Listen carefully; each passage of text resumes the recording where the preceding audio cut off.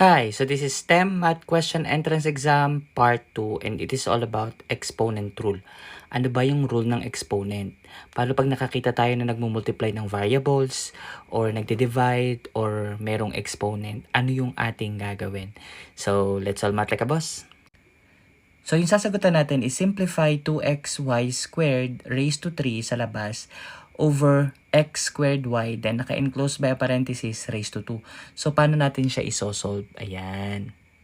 Bago mo i-apply yung rule ng pagde-divide, kailangan mo munang isolve yung na dito sa loob. Kasi since naka-raise siya sa 3, tapos yung baba naman naka-raise sa 2, isi-simplify natin or i-evaluate natin.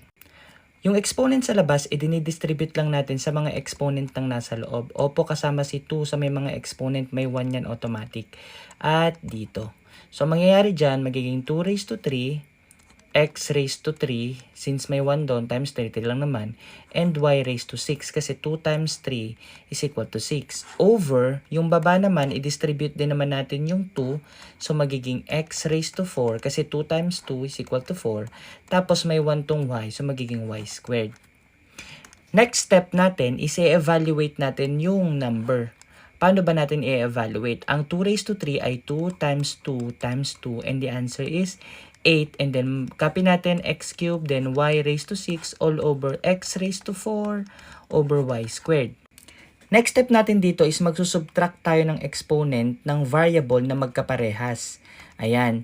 So kung mapapansin nyo yung x cubed sa taas at x raised to 4 sa baba, mas mataas diba yung exponent sa baba? So ang rule lang dyan, tandaan nyo, kung sino yung mas mataas na exponent, doon mo ilalagay yung variable ng final answer. So yung 8, hindi na natin masisimplify, 8 na lang siya.